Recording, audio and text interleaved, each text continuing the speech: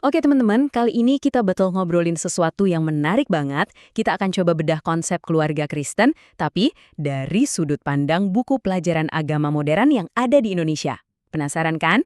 Sip. Nah, buat mulai, kita coba jawab dulu satu pertanyaan yang kelihatannya simpel, tapi penting banget, dan pastinya nyambung ke kehidupan kita semua. Dan ternyata jawabannya itu nggak satu loh.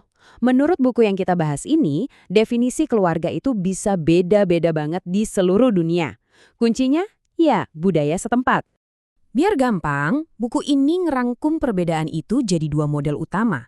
Ada yang namanya model keluarga barat dan ada juga model keluarga timur.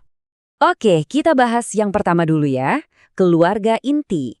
Atau, istilah lainnya, keluarga batih. Nah, ini model yang umum banget di barat.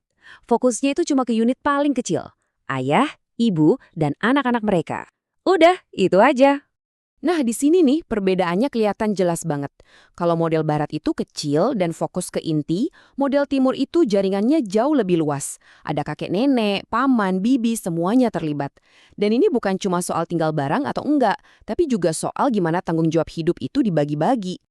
Yang menarik, buku ini bilang kalau model barat itu ternyata ada inspirasinya dari prinsip di Alkitab loh.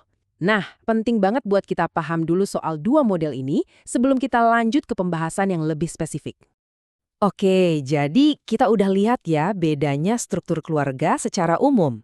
Sekarang yuk kita kerucutkan lagi. Menurut buku ini, apa sih yang bikin keluarga Kristen itu punya ciri khas tersendiri? Jawabannya ada di sebuah panggilan yang unik. Nah, ini dia poin kuncinya. Kewajibannya itu nggak cuma soal ngasih makan atau sekolah yang sifatnya fisik dan mental. Ada satu lagi yang penting banget, yaitu merawat sisi spiritual. Terus gimana caranya? Ya dengan menanamkan nilai-nilai inti dalam keluarga. Oke, nilai-nilai apa aja sih yang dimaksud? Yuk kita lihat contoh konkretnya yang bisa diterapkan sehari-hari. Ternyata ada 5 pilar utamanya. Ada kebenaran, yang artinya jujur. Ada integritas, di mana omongan dan perbuatan itu harus sejalan. Terus kekudusan, misalnya dengan ngejauhin bohong atau gosip. Ada juga kesalehan, yaitu sopan santun sehari-hari. Dan yang terakhir, kesetiaan, yaitu hidup sesuai aturan Tuhan. Ini bukan cuma teori ya, tapi harus jadi karakter yang kelihatan dalam tindakan. Jadi bisa dibilang nilai-nilai ini bukan buat dihafal doang atau jadi pajangan di dinding. Tujuannya adalah biar nilai-nilai ini jadi semacam kompas yang nuntun setiap interaksi dan hubungan kita setiap hari, setiap saat. Oke. Tapi kan ngajarin nilai-nilai ini secara terus-menerus pasti butuh dorongan kuat. Pertanyaannya, apa sih yang jadi landasan atau perintah utamanya? Jawabannya ada di sebuah konsep kuno dari bahasa Ibrani, namanya Shema. Shema ini artinya dengarlah. Tapi dengar di sini bukan cuma masuk telinga kiri, keluar telinga kanan ya. Ini lebih ke panggilan untuk benar-benar buka telinga dan hati kita buat menerima ajaran Tuhan. Dan perintahnya itu spesifik banget loh, kayak yang tertulis di kitab ulangan ini. Ini kayak semacam tugas khusus buat orang tua untuk terus-menerus, berulang-ulang, ngajarin hal ini ke anak-anaknya. Dan lihat deh betapa praktisnya perintah itu. Nggak perlu nunggu waktu khusus kayak di kelas gitu. Justru diajarinnya pas lagi santai di rumah, pas lagi di jalan, pas mau tidur, bahkan pas baru bangun. Intinya setiap momen itu adalah kesempatan buat belajar. Terus, tujuannya apa sih ngelakuin semua ini? Tujuannya jelas banget.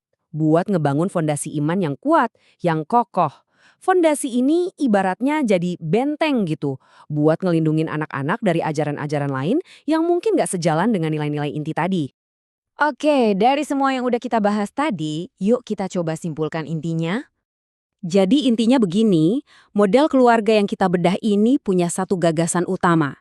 Nilai-nilai itu nggak datang gitu aja, tapi harus diwariskan. Secara sengaja, secara konsisten, setiap hari. Nah, inilah yang jadi jantung atau pusat dari kehidupan keluarga yang digambarkan. Nah, ini jadi bahan renungan buat kita semua ya. Lepas dari apapun tradisi atau keyakinan kita, coba deh kita pikirin. Nilai-nilai inti apa sih yang sebenarnya jadi pemandu atau kompas di keluarga kita masing-masing?